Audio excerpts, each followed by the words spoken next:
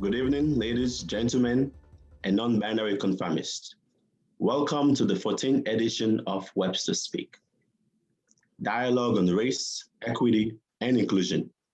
I am your moderator, Brian Ballet, a graduate student at Webster University and the graduate assistant of the Office of Equity, Inclusion, and Diversity. Tonight, we will discuss race and education. You can ask questions on Twitter using hashtag Webster Speaks, or email me at brianbarley14@webster.edu.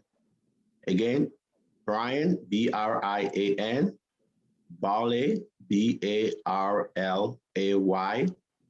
14@webster.edu. We will get to as many questions as we can.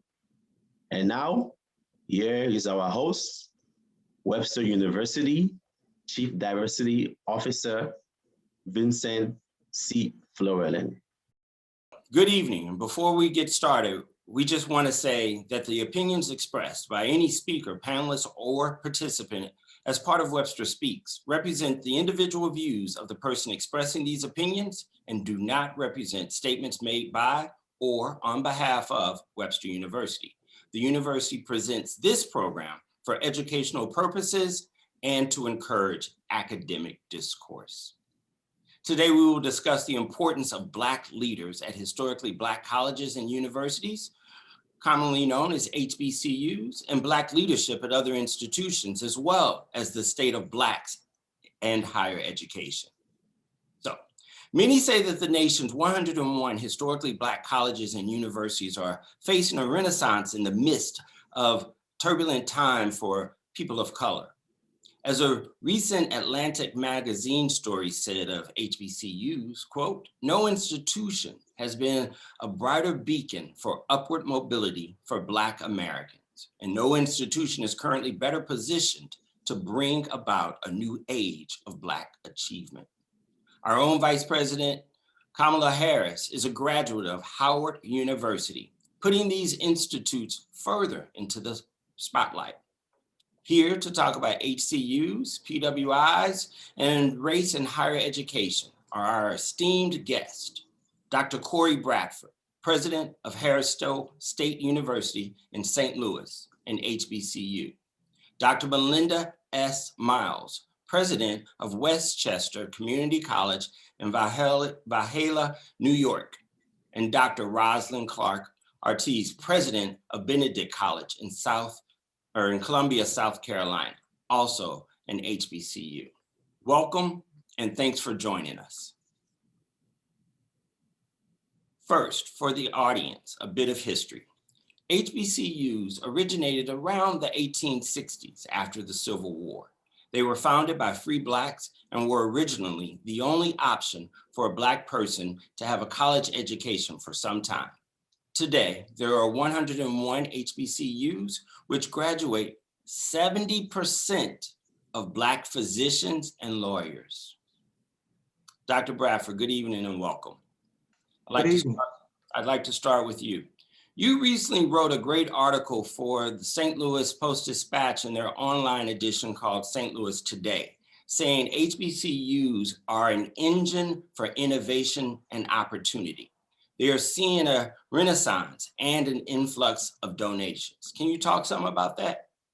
Yeah, thank you, Vincent, for inviting me tonight. I want to thank you and Webster for your invitation. HBCUs have existed, for many, many years to ensure access and opportunity for all students, but in particularly African-American citizens to be able to attain a college education. And so recently we have seen a major uptick in corporate giving to HBCUs. You have more foundations and corporations showing a greater interest in supporting what we do at HBCUs. Just to give you a few examples, at Harris-Stowe, we've received some very generous gifts from companies like Verizon, who provided, financial support for our students' technology needs that they faced during COVID. Also, IBM has stepped up to the plate And they have made a significant investment in many HBCUs across the country, helping to improve our curriculum, update our IT infrastructure, helping students with digital skill programs such as artificial intelligence, cybersecurity. Our students now have the capability of getting these IBM badges. So that's a critical, important piece. We have other companies like Diageo. They established an endowment gift at the university. You know, that gift lasts for a lifetime.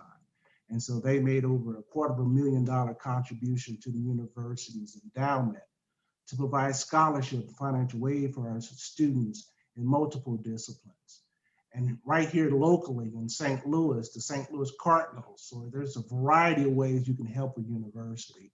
Well, the Cardinals donated $1 million to help us improve our baseball field, softball field, which is home to the old National Negro League St. Louis Stars. And so we thank the Cardinals for their investment. And so we're just seeing a great amount of support across the board. There are many ways for companies to support HBCUs and the work that we do. And we want to continue to ask them to continue to provide that support. We know that our PWI friends have enjoyed this generosity for many, many years. And so now it's time for equitable giving to be shared across higher education. And we want to see that continue in the future. Thank you. Do either of the other two of you want to speak to that?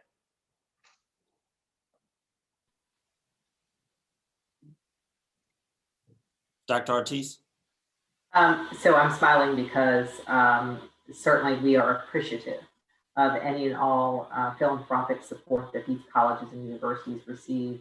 I think Mr. President really articulated effectively when he said, for generations, predominantly white institutions have been the beneficiaries of rather significant philanthropic investments, and historically Black colleges have seldom been the recipient of these kinds of transformational gifts. And so it is certainly a renaissance, as your question really intimates, to begin to see the level of investment keep pace with the level of capacity and productivity of these important institutions. Thank you. What are you hoping comes from Vice President Harris's connection to HBCUs? Is her Vice Presidency an endorsement of HBCUs? And do you think it will lead to a greater enrollment? Let's also start with you, Dr. Artis, on that. So if I had my druthers, what it would mean would be a significant and tremendous and extended period of windfall funding from the federal government, but that's unrealistic and inappropriate. What I do believe it brings is an affirmation of the quality and value of historically Black colleges in this country. I think these institutions have historically punched above their weight. 40% of the Congressional Black Caucus are members or graduates of historically Black colleges. We know the numbers in terms of people of color in this country that are doctors, lawyers, engineers, the vast majority of them having been produced by our nation's historically Black colleges. The middle class was built by historically Black colleges. The Black middle class was built by historically Black colleges. And so to see someone ascend to the second highest office of the land with an education they earned at a historically Black college validates the quality of that education and validates the capacity of these institutions to produce leaders who can be world leaders in any area of endeavor. And so we are incredibly excited. Does it translate to enrollment, or do we anticipate it will translate to some enrollment? The short answer is yes. And I think that is because when we see aspirations, we see young people, young women and men of color aspiring to achieve great things. And historically, the notion that the ice is colder at predominantly white institutions, or that the network is more robust. And so if you want to get a good job, you have to go to a PWI. If you want to network with the right people, you have to go to a PWI. Kamala Harris is living proof that you can ascend to the White House from a PWI, from an HBCU. And so I think to that extent, she has opened the possibilities for young people of color who at once dismissed the value of HBCUs because of the need to establish a network or to be able to make significant gains professionally. She has proven that you can do that with an HBCU education. And so I suspect that will translate into a renewed interest in enrolling in historically Black colleges and universities. Certainly, I'm hopeful of that. Dr. Bradford, would you like to add to that? Yeah, you know, we are all excited about Vice President Harris and her accomplishment. Our students are beaming with pride. She is one example of the many graduates, great graduates that have come from HBCUs, from Thurgood Marshall to Martin Luther King, and the list goes on and on. You know, it's amazing the productivity that HBCUs have produced great Black leaders for centuries. And so our HBCU community is proud that she is representing all of us, not just Howard, but she's representing the entire community of HBCU. She will do great things for this nation. I have no doubt about that. And yes, you can predict that others will want to follow in her footsteps and enroll at an HBCU. Literally and figuratively there. I will say that during the inauguration, when Howard Marching Band came on, I had such great pride, and I'm not a graduate of an HBCU, but I had great pride in seeing them present, supporting her at that moment. It was fantastic. Dr. Miles, don't worry, I'm not leaving you out here. And this is going to be an interesting part of the conversation here, and I'd love for you to take a moment to not only educate myself, but others out there as well. We talk about historically Black colleges, right? I think we know what those are at this point. But when we talk about predominantly white institutions, or PWIs of higher education institutions, are generally where whites traditionally account for 50% or greater of the student enrollment. Now, you and I have had a conversation recently, so I know that this is a different, unique situation there at Westchester Community College. Can you talk some about that as a PWI? Is it a PWI? Did it start out that way? It appears that the majority of your students today are non-white. So how did that come to be? Well, thank you, first of all, for the invitation to be on this panel. It's great to be here with my colleagues. This year, Westchester Community College is celebrating its 75th anniversary. So amongst community colleges, we are one of the more mature institutions. So being founded in 1946, that's only half a century after community colleges came on the landscape as the newest member of higher education institutions. So we did indeed start off by serving returning war veterans and providing industrial skills that could help them to reintegrate with the workforce. And the population of the county certainly was predominantly white, as it continues to be. Our institution has seen an evolution with an influx of immigrants in particular, so that when I started at the college 6 years ago, we were at about 28% of a Latinx population, and that has risen to 40% in the 6 years since I've been at the college. And with about 19% of our students who are African American, we are a full-fledged minority serving institution now, and we have the Hispanic serving institution designation. We're one of 64 colleges in the SUNY system and the first to be declared a Hispanic serving institution. I wish I could take credit for that. I grew up not too far away from Westchester in Queens County, left for the Midwest and returned. And when I was doing my homework, my research about the institution, I noticed that the demographics had shifted. And I'll tell you that we're just north. We share a border with the Bronx, which is the northernmost county of New York City. And some of you will get the reference, most of you might. I thought that maybe some of the Hispanic population moved north from the Bronx into Westchester. I'm thinking like moving on up, like George and Wheezy, but it wasn't quite that. This was an influx of new immigrants, new Americans, in a trend that we're seeing across the nation, where our larger cities are not the sole port of entry for newcomers, but some of the suburbs surrounding some of the largest metropolitan areas in Westchester fell into that category. And so indeed, we are serving a large Hispanic population. We have the largest English as a second language program outside of New York City in New York State. So we have really had to examine very closely who we're serving and how we're serving. And that has in many ways changed who we are as an institution. So as you think in terms of who you're serving and how that change has come about, and the fact that you all are at 59% and you're a minority now serving, are there funds that become available to you in similar ways in which HBCUs receive funds? Well, there are indeed. As a Hispanic serving institution, we were eligible to pursue Title V funding, which we've been successful in receiving. Those. That's a huge investment of federal resources that has been transformational, that allows us to really retool some of the way that we're operating.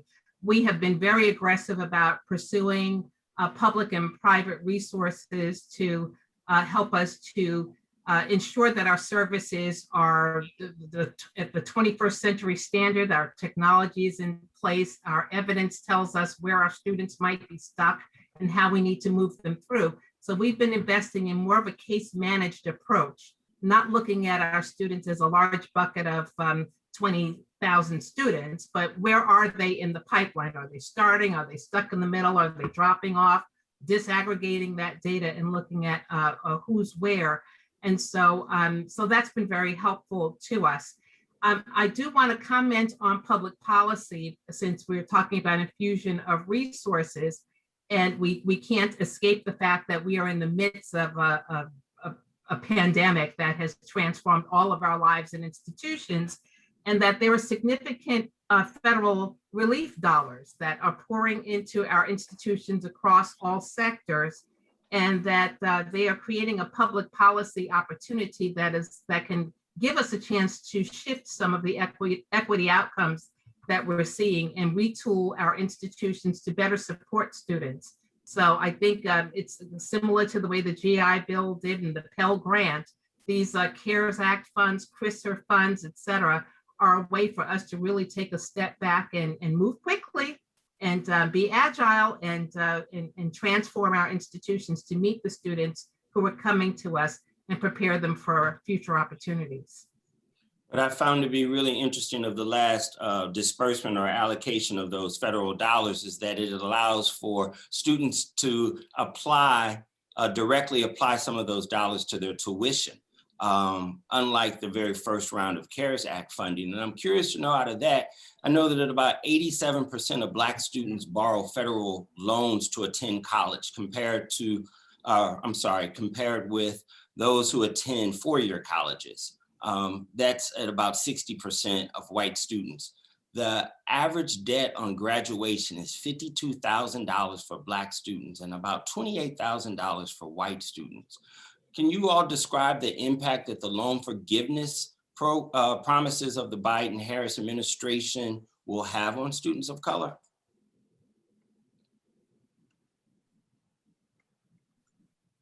Well, I will tell you that community college graduates are typically not graduating with $50,000 in debt. So we are an affordable choice, often with local support from the counties as well as from the state. So it's a great way to start. And many of our graduates do transfer on to four-year institutions, and to some of them to HBCUs. And so it's a wonderful way to have financial planning in order to minimize some of the debt that they might otherwise incur if they were spending all 4 years at an institution. Of course, lowering that debt profile gives them an opportunity to select careers that they have great passion for and begin to make those contributions more robustly sooner. Yeah, Vincent, I would add to that is that I'm in favor of the loan forgiveness program that the Biden administration is proposing at the highest level, the 50,000 K mark. But I think we need to fix the actual problem. The loan forgiveness program will have a significant impact on students of color because of the debt amount that they have. But I believe something needs to be done about the amount of debt that minority students have to accumulate just to try to better themselves and further their education. You know, the Pell Grant program is very helpful, but it's insufficient to help needy students complete a college degree today. The program has not kept up with inflation. There are too many Pell students who have to stop out due to financial reasons. And so we need to double the Pell Grant to offset the rising costs of college today. We also need to look at the interest rate charged on these federal loans. These interest rates are simply too high. People can get mortgages of 2%, 3%, but yet student loans are at the 6 and 7% rate. It doesn't make any sense to me. And so finally, we need to look at the financial aid regulations and overhaul them completely. It is too complicated for students and their parents. It's a frustrating process to many first-generation students, especially if you're selected for verification. That's almost like a death sentence for some students and their parents. Dr. Artis, I know you wanted to say something earlier. You know, I think quite simply, what we know from the data that you quoted is that Black students start out in the red and white students start out in the black. In that context, Black is beautiful, right? We want students to have the opportunity to purchase a home, to start a family, to enjoy a standard of life, a standard of living, a quality of life that is commensurate with their peers, regardless of race. And so until we repair the inequities in the system as it relates to poor students having certain options. And while I am a supporter of community colleges and understand and appreciate the critical role they play in the higher education ecosystem, it should not be a choice based solely on finance. It is an incredibly affordable option and a wonderful option for a number of students. But if that option is exercised simply because you cannot afford to go to the school you want to go to pursue a 4-year degree, there's something wrong with that. And so choices aren't really choices if they are dictated by your financial position or by default your race. And I think until we address those things at a very fundamental level, we will not have true equity in the higher education ecosystem. Thank you. One of the great benefits of Webster Speaks is really hearing personal stories, right? It's a great opportunity for us to amplify voices of color and to kind of tell their story, their journey. I am curious to know, what's your story? If you all could share with us what inspired you to go into leadership, to ascend to the presidency. Is that something that you always wanted to do, that you always thought to do? Is it something that as a person of color, you thought was an important step for you?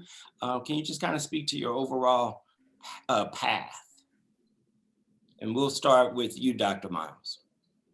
Well, as a little girl growing up in Queens, New York, I didn't see college presidents that looked like me, so that wasn't something that I aspired to.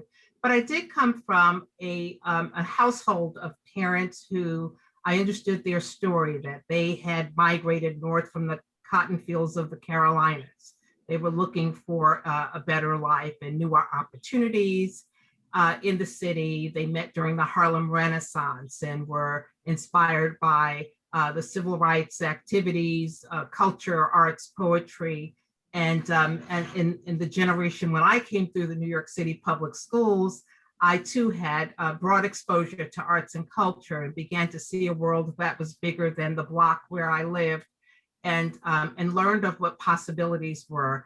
I was taught in church that opportunity favors an educated mind. And so investing time and talent there was opened doors increasingly. And so taking on leadership roles in school, in student government led to more opportunities, led to graduate studies, and someone believing in me and saying, you can, and you should, and you must, and having that obligation to climb and carry as I climb. And so that as part of the service ethic that was ingrained in me, and then has ultimately manifested itself in my current leadership role. Fantastic, thank you. We'll move to you next, Dr. Artis. So the short answer to the question is absolutely not. This was not my plan. This is not my path. This is not what I set out to do when I grew up. I was raised in Southern West Virginia, which for those of you unfamiliar is an incredibly homogeneous state. It is a 3% minority state. And so as you might imagine, I stood out. And so as a result of that, did not see people around me in my community that looked like me, and certainly had a very limited view of what I could be. Neither of my parents was college educated, and so it was really by default that I got into college, to and through college. I applied to a number of colleges. My father was a coal miner, very stereotypical, me and Loretta Lynn are coal miners' daughters. And as a result of that, we were considered ineligible during the Reagan 80s for any type of Pell Grant. So I didn't get a Pell Grant because my dad worked in the coal mines. He had a good union job, right? Which was the only job an African-American could earn union scale wages in the 60s and 70s. He did harder, heavier work and died of black lung subsequently.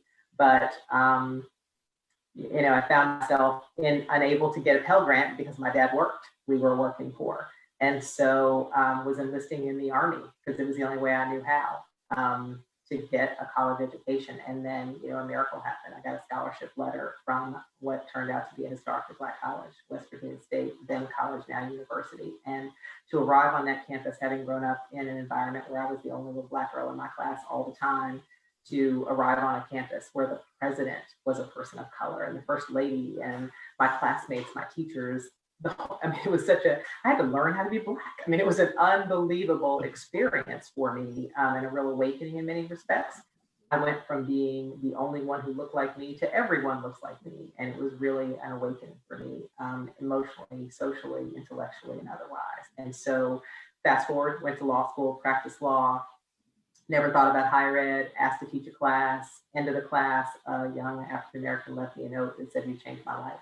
I was studying to be a paralegal. I never knew Black people could be lawyers. You're the first lawyer I ever met. I was the only one in my town of color. And so the idea that you could change someone's life in an hour and 15 minutes twice a week was pretty intoxicating. Right? So I said, the law, right? I'm going to go do something else. So I resigned from my practice, left the bar. I was president of the State Bar Association, stepped down, withdrew from my firm, and went back to school because the law degree is not an earned doctorate. And so I went back to school to earn a doctorate in addition to the Juris Doctorate, and the rest, as they say, is history.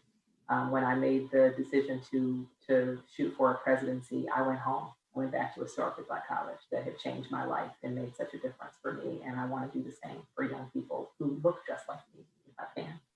Wow, that truly is a true example of the need for representation, and that representation matters. It validates the existence and the possibilities for all of us. So thank you for sharing it. What about you, Dr. Bradford? Well, you know, Vincent, I have always appreciated the transformative value of education and how it could help others improve their lives. I grew up in a single parent household, very humble beginnings. We had some difficult, tough times. However, you know, I always valued the importance of my education. I did extremely well in elementary, middle school, and high school. And so my aim as president was to help others to achieve a similar dream. And that's why I wanted to go into education. And so I have worked my entire career in higher education for more than 27 years.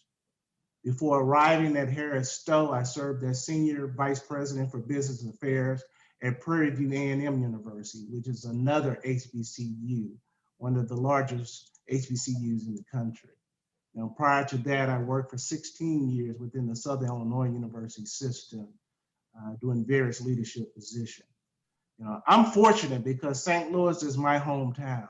So I get a chance to come back and lead a historic institution. So I'm inspired every day that I'm here about the people that make St. Louis such a fabulous place to live and work. And so I'm happy and excited to be part of what we call the Harris-Stowe magic.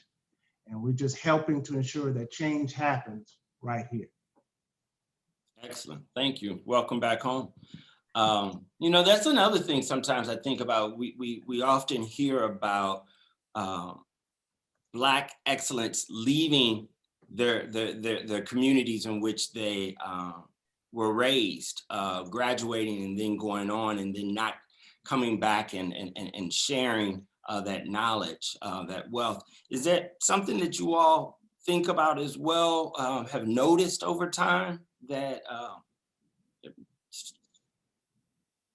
Well, higher ed career mobility is a place where it's not uncommon to move interinstitutionally. We don't often cross sectors, so you don't often go from a community college to an HBCU to a law school. It does happen, but there tends to be a normative career trajectory from faculty to administrative roles and then into executive positions. And that's no longer exclusive to academics anymore either, but oftentimes in order to gain some of the experiences that one needs, you might need to take a position in another institution and perhaps then return home when the opportunity presents itself. I've returned home to New York State, not into the local community, but I'm able to have some influence in that arena from my proximity now, and was able to garner phenomenal experiences in the Cleveland, Ohio area for many years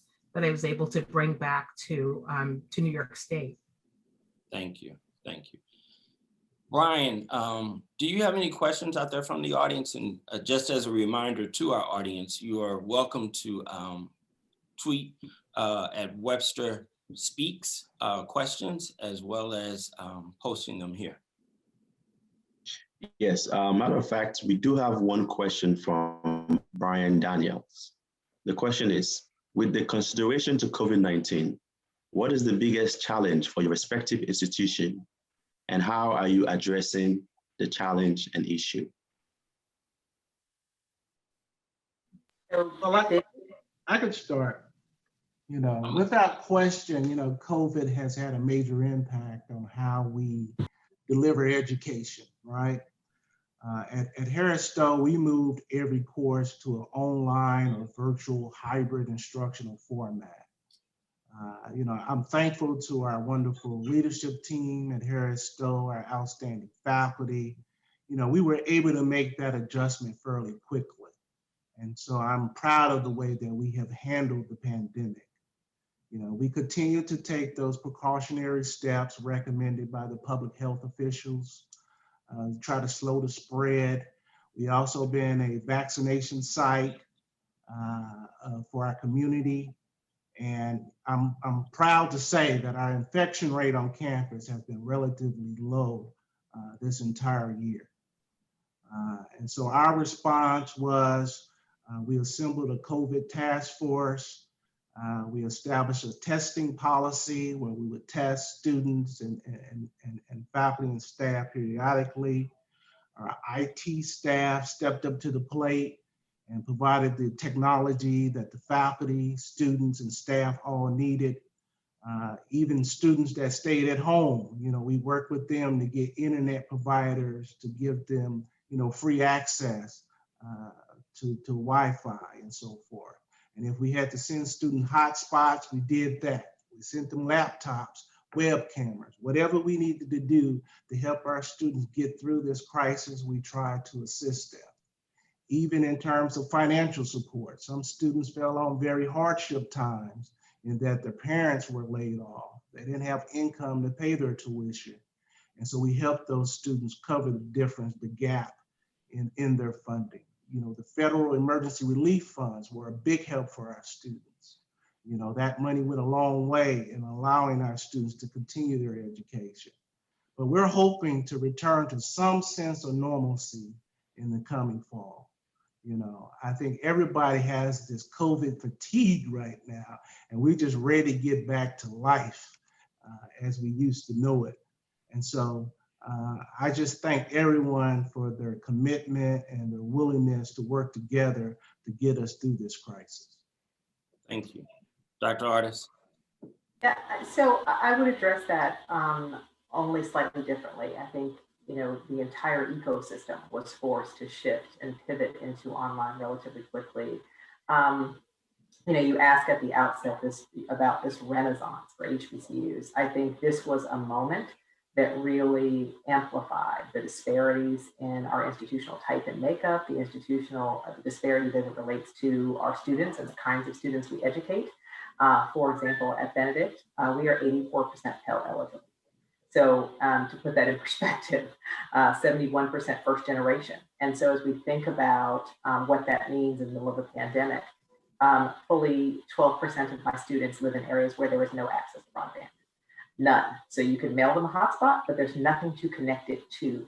My students were walking miles in South Carolina to sit on the steps of a closed library to access Wi-Fi. And so the inequities really raced to the fore for us. And the lessons that we learned and the way that we responded, I think is quite laudable. Task force and testing and all of those things, we certainly did. But more than that, we listened. We really listened. So we began what we call the practice of intentional empathy, and there's a whole literature around this. And that is being very intentional about placing yourself in the position of another student. And so when a student called or was upset, really listening. It's not that you can't access the internet.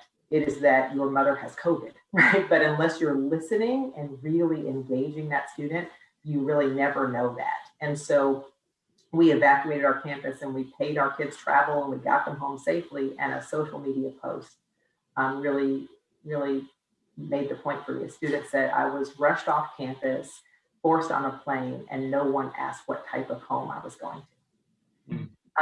That's really sobering. And so as we did a little digging, what we learned in the pandemic is that 31% of Benedict students suffer from some form of housing insecurity. What are we going to do about that? We had to address that. And so in distributing our CARES Act dollars, we did some part, just everyone got a small distribution, but the other was in a comprehensive emergency loan program. So students applied and documented. We paid first and last. We got kids into safe housing. We had kids sleeping in cars. We had kids on couches and floors. And there is a house, but not a home, right? You're crashing with a friend or family member. You don't have your own room, and two parents who are paying attention to your well-being. And so we learned a lot of lessons about the environments that our kids come from, whether that's hot in Wi-Fi or hot in another way. I lost 2 kids to gun violence during COVID-19. We were tracking the number of our students who tested positive at home.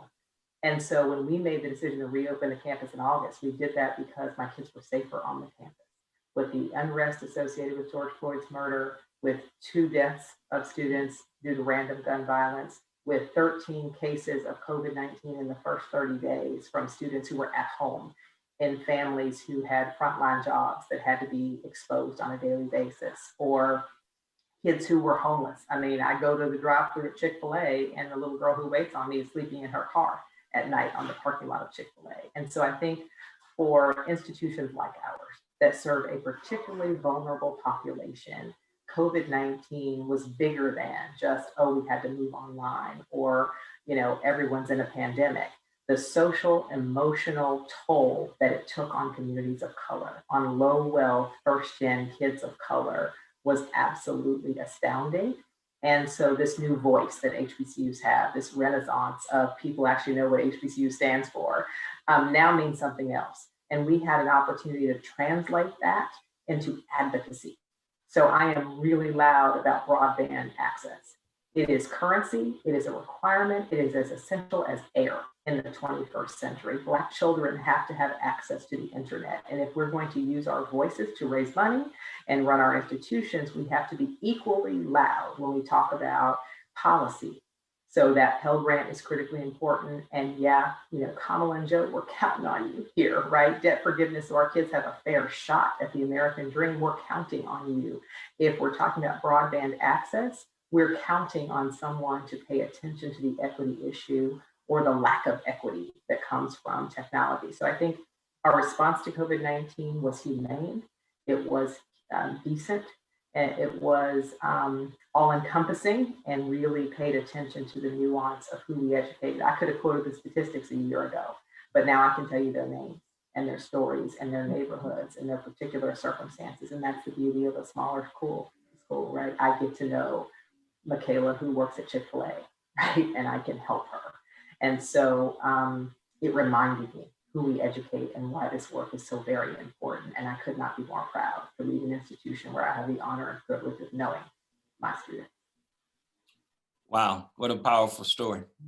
Thanks for sharing those lessons. You know, we have talked about the ways in which COVID has hit Black and Brown communities. But to hear you speak very directly about how it has hit your students is incredibly powerful. And thank you for sharing that. Dr. Miles? Yes, I would just add that if you've heard of New Rochelle, New York in the national news, it's related to COVID. It's because we are the original epicenter of the coronavirus outbreak in New York State. And so when the events that took place at a wedding and a funeral, our students were valet parking cars there and waiting tables and checking coats, and were part of that exposure when they were the first responders and they were the aides who were working in the hospital where individuals were served. So we were right there looking at the devastating impact and began doing all of the pivoting that you're mentioning. And we began to see the tremendous disparities as well. And so I won't list those again, but I will say that you asked the question about some of the biggest challenges that we're facing now.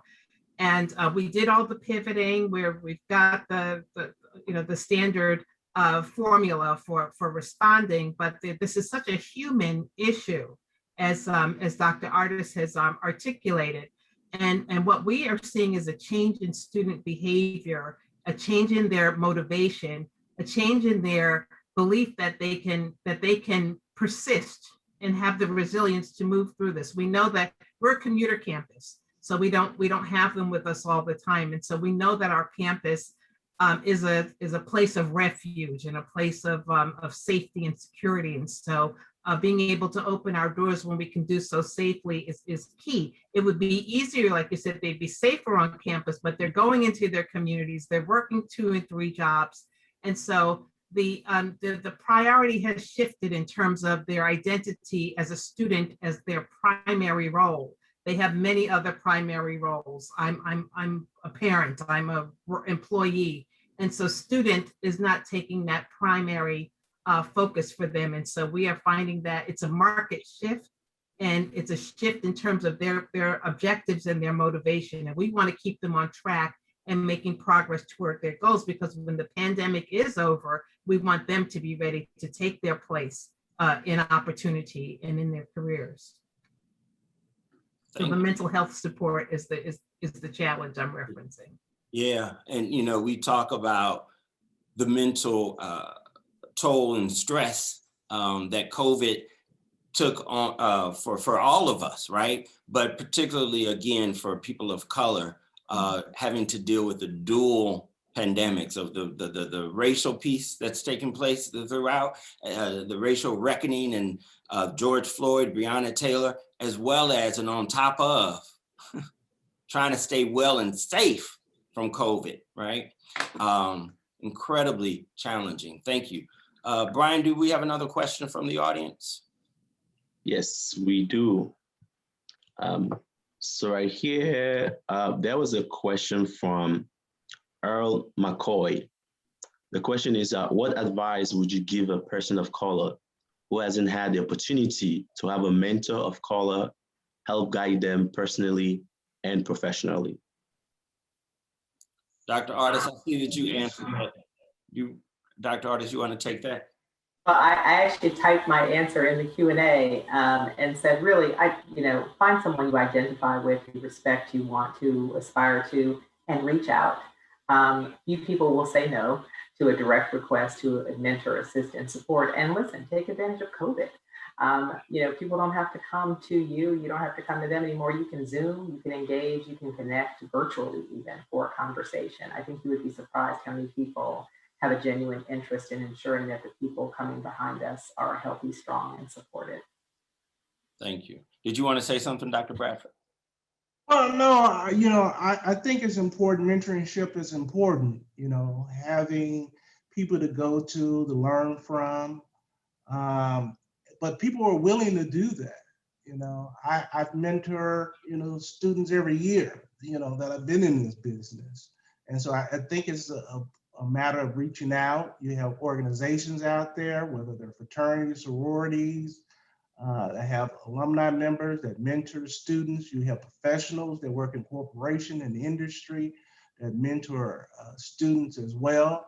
You know, don't be afraid to ask, you know, to reach out.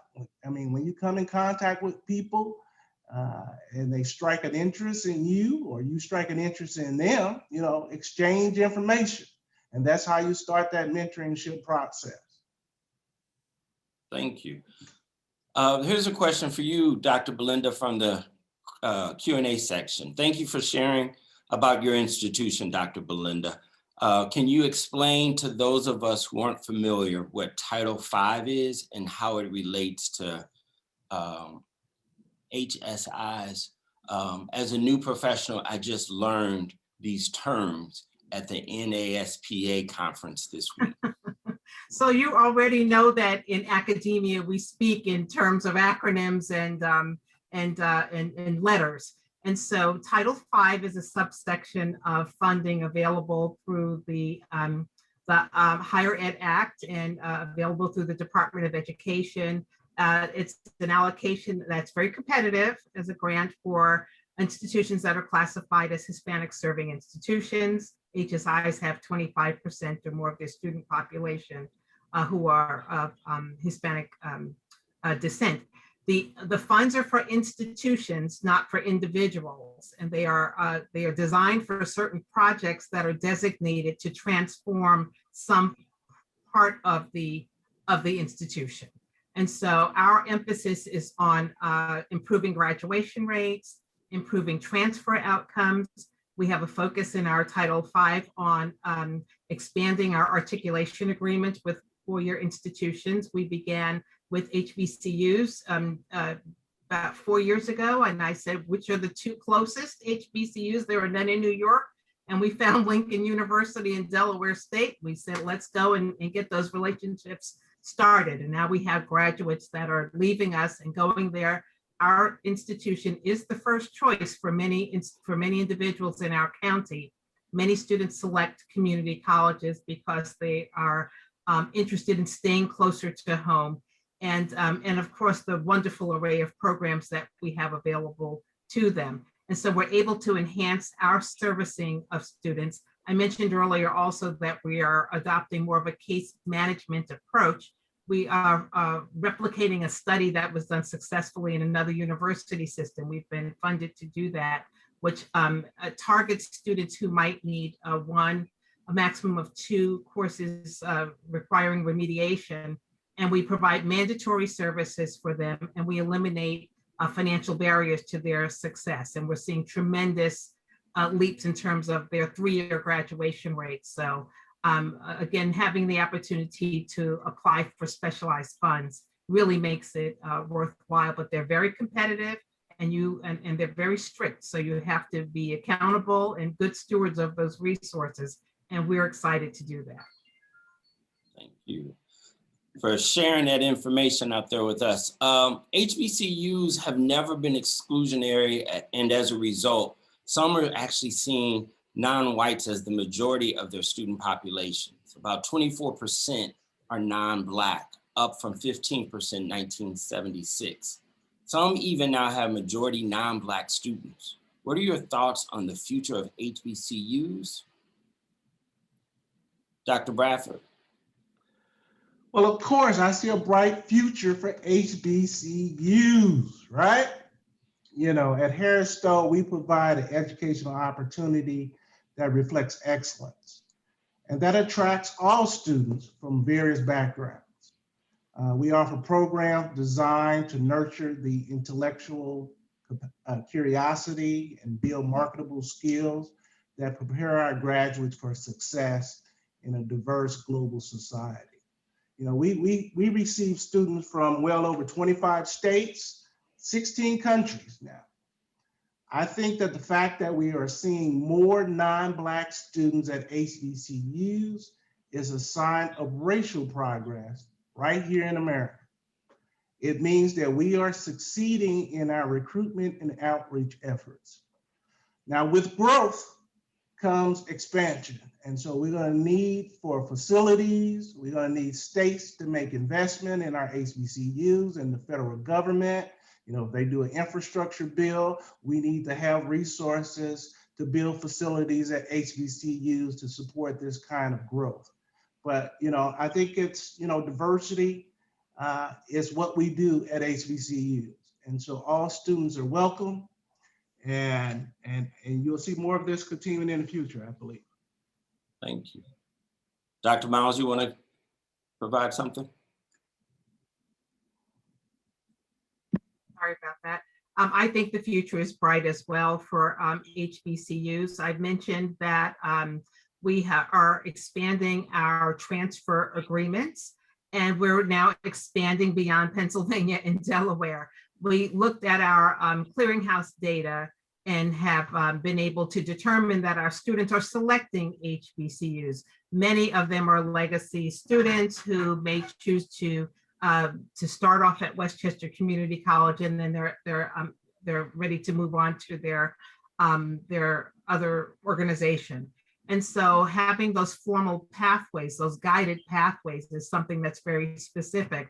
When President Obama began the My Brother's Keeper initiative at the high schools, we recognized that we needed to structure ourselves differently to receive these young African-American males into our organization. We had a Black and Hispanic male initiative, but we needed to be more focused about what was happening to them. We recognized that affinity was one aspect of their development and sense of belonging, but they needed to be integrated in study groups and have access to information and resources as well as a career path, so that they can be more aspirational.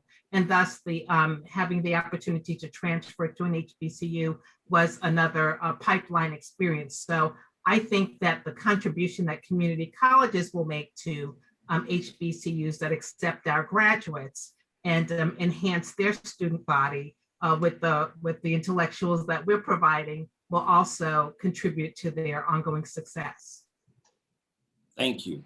I want to ask this final question before we transition to hearing from Chancellor Strobel. And I have to admit, with a bit of an apology, we have lost President Schuster due to some technical issues. And so you all met him on the front side, and unfortunately he will not be able to join us on this side, but Chancellor Strobel will. Tell me this, how can more Black academics be persuaded to go into higher education? Dr. Artis? So I think those that I work with most closely, it very much is a calling. It is a responsibility in many instances.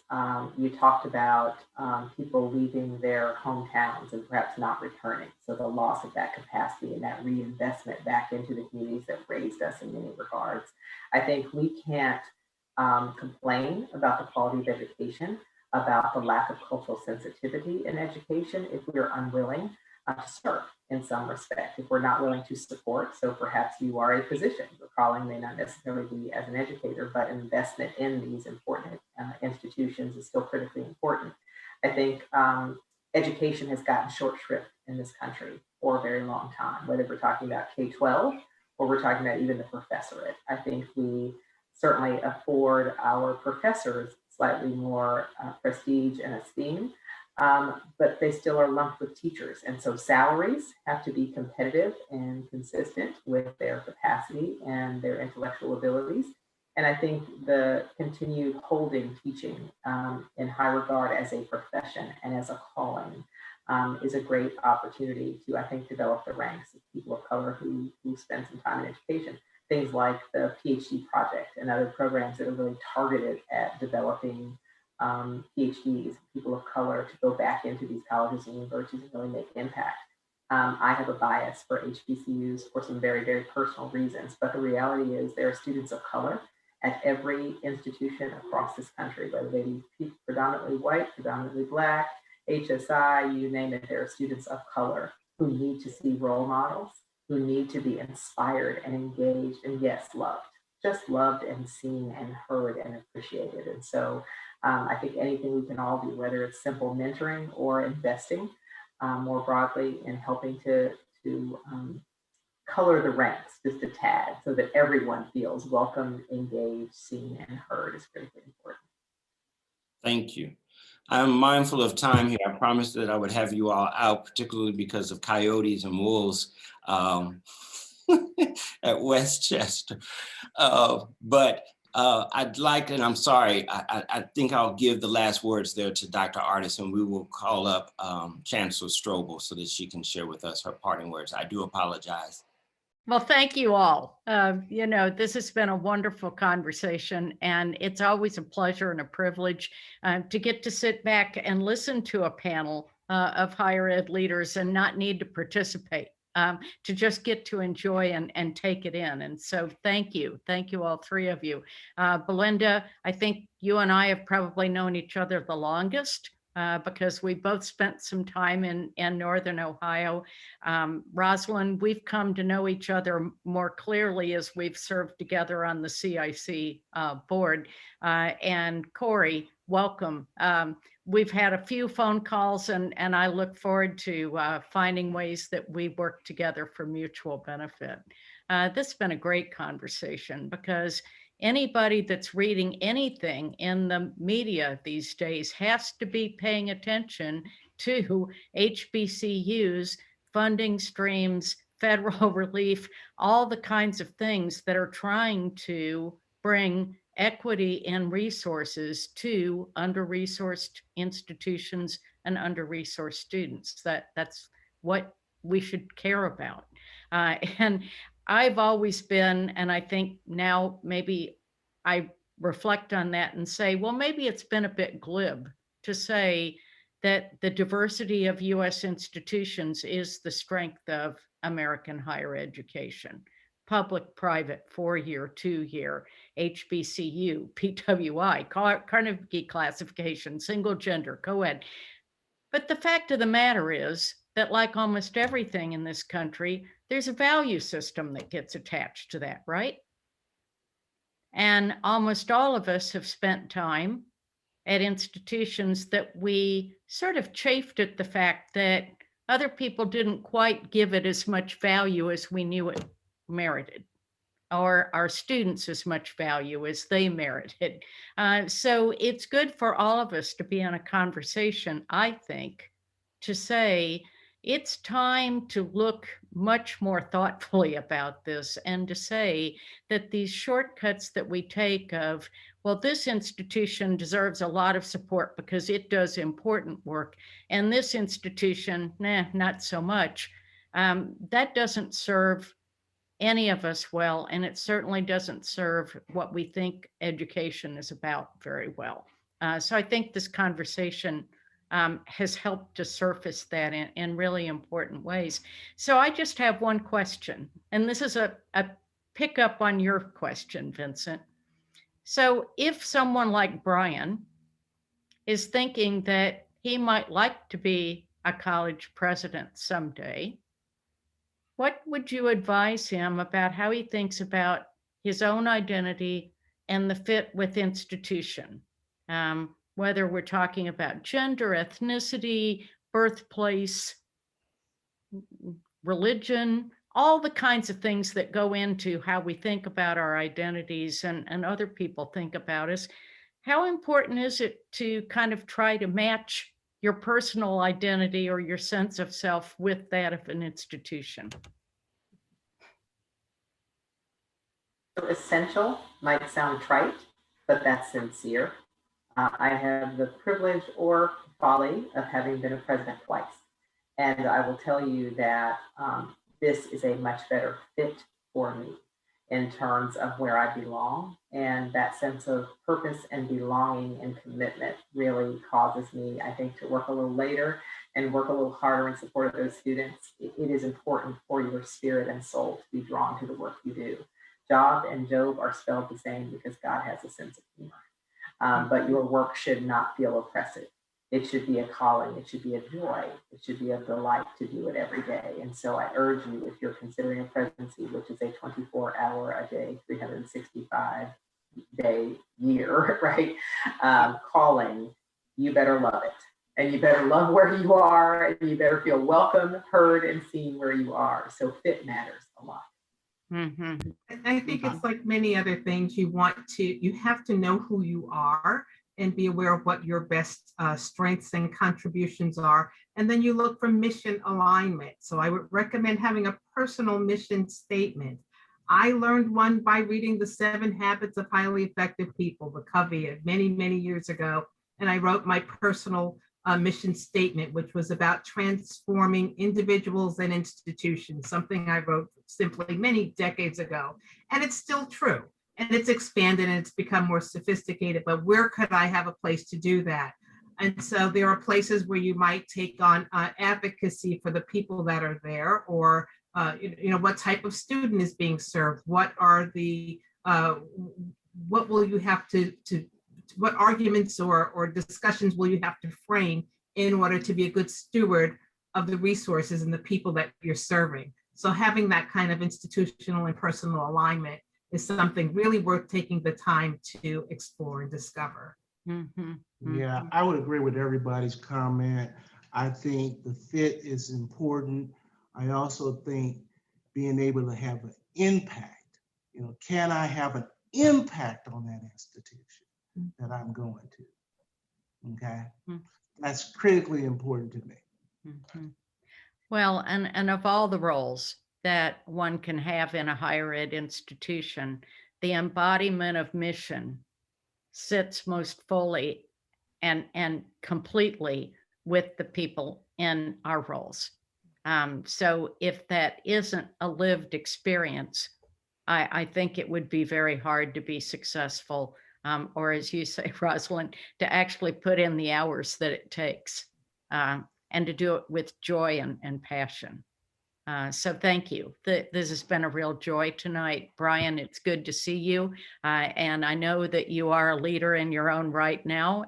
If you aspire to more formal position in higher ed leadership, I think you've heard some wonderful advice.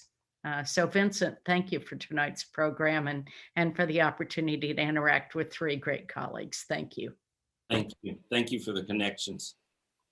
Thank you. Our next episode will focus, I missed a part. I need to also thank my guests for the insightful show here. Thank you so very much for your time and your wonderful insights. Mm-hmm. It's a pleasure. Our next episode will focus on the rise of hate speech and crimes across races, especially another minority group that has been targeted for violence and discrimination, Asian Americans. The mass shooting in Atlanta last week and the 3,800 acts of hate and discrimination since the start of the pandemic.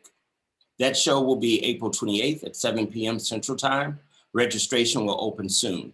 Please visit webster.edu, Webster Speaks, for more information. And don't forget to tune into our podcast, The Webster World Report, on April 16th. It will feature firsthand insights and the pandemic by our Webster nursing alumna. We will also continue our conversation about women in STEM fields with one of our graduate students from Zimbabwe. Find Webster World Report on SoundCloud and other podcasting apps. Thank you again for joining us. Stay well, stay safe, and good night. Good night.